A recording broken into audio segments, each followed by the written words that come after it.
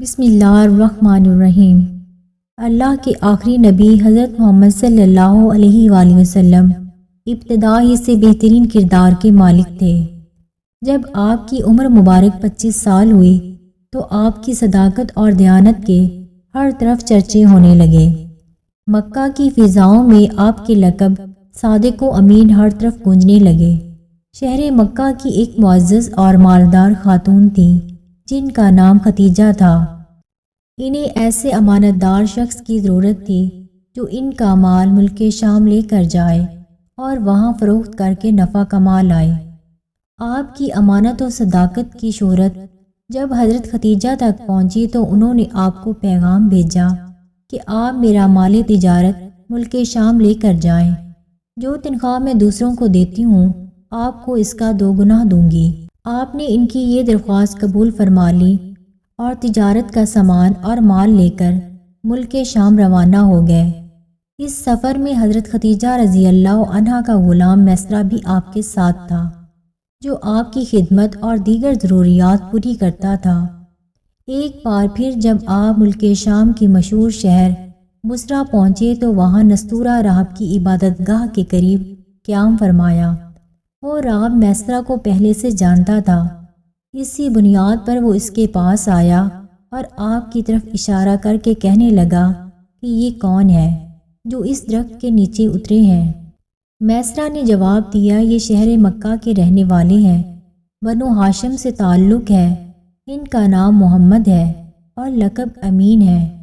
راہب کہنے لگا کہ سوائے نبی کے آج تک اس درخت کے نیچے کوئی نہیں اترا۔ پھر اس نے پوچھا کہ کیا ان کی آنکھوں میں سرخی رہتی ہے؟ میسرہ نے جواب دیا، ہاں، اور وہ ہر وقت رہتی ہے۔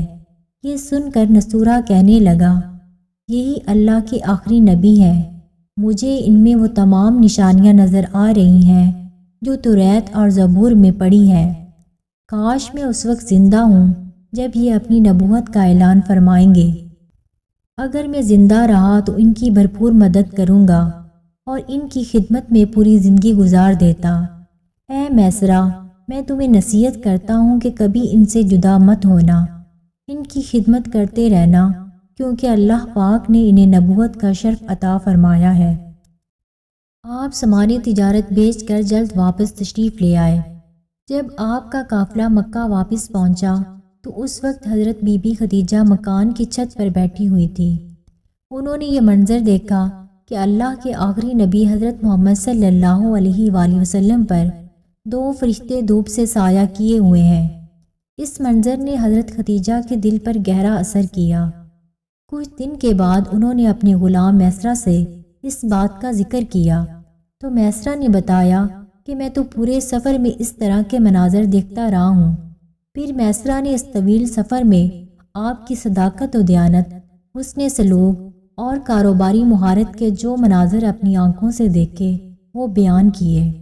نستورہ راہب جس طرح آپ پر فدا ہو گیا اور آپ کے مستقبل کے بارے میں پیشن گوئیاں کی، یہ سن کر حضرت ختیجہ کے دل میں آپ کے لیے عقیدت و محبت پیدا ہو گئی۔ حضرت ختیجہ رضی اللہ عنہا مکہ کی مالدار اور بہت محترم اور معزز خاتون تھیں۔ آپ کا تعلق قبیلہ قریش کی شاخ بنو اسد بن عبد العزیٰ سے تھا۔ ان کا سلسلہ نسب 3 واسطوں سے رسول صلی اللہ علیہ وآلہ وسلم سے ملتا ہے۔ اہل مکہ انہیں ان کی پاک دامنی کی وجہ سے طاہرہ یعنی پاک باز کے لقب سے یاد کرتے ہیں۔ ان کی عمر اس وقت 40 سال ہو چکی تھی۔ انہوں نے 2 شادیاں کی تھیں اور ان کے دونوں شوہر انتقال کر گئے تھے۔ بڑے امیر و کبیر افراد نے ان کو شادی کے پیغامات بھیجے، لیکن انہوں نے تمام پیغامات کو واپس کر دیا اور یہ طے کر لیا کہ اب نکاح نہیں کریں گی۔ لیکن آپ کے اخلاق و عادات، برکات، حیرت انگیز واقعات سن کر ان کا دل آپ سے نکاح کی طرف مائل ہوا۔ انہوں نے اللہ کے آخری نبی حضرت محمد صلی اللہ علیہ وآلہ وسلم کی پھوپھی حضرت صفیہ کو بلایا۔ انہیں بلا کر ان سے آپ کے کچھ ذاتی حالات کے بارے میں معلومات لی۔ پھر شام کے سفر سے واپسی کے تقریباً 3 ماہ بعد انہوں نے آپ کی طرف نکاح کا پیغام بھیجا۔ اس رشتے کو پسند کرنے کی وجہ خود حضرت ختیجہ یوں بیان فرماتی ہیں، میں نے آپ کے اچھے اخلاق اور آپ کی سچائی کی وجہ سے آپ کو پسند کیا۔ آپ نے اس درخواست کو اپنے خاندان کے بڑوں اور اپنے چچاؤں کے سامنے رکھا۔ انہوں نے یہ رشتہ منظور کر لیا۔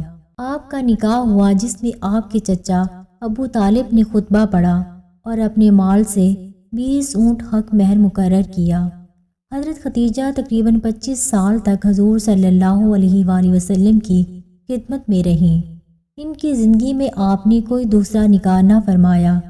رسول صلی اللہ علیہ وآلہ وسلم کی ایک فرزند حضرت ابراہیم رضی اللہ عنہ کے سوا باقی ساری اولاد حضرت ختیجہ رضی اللہ عنہ سے ہوئی۔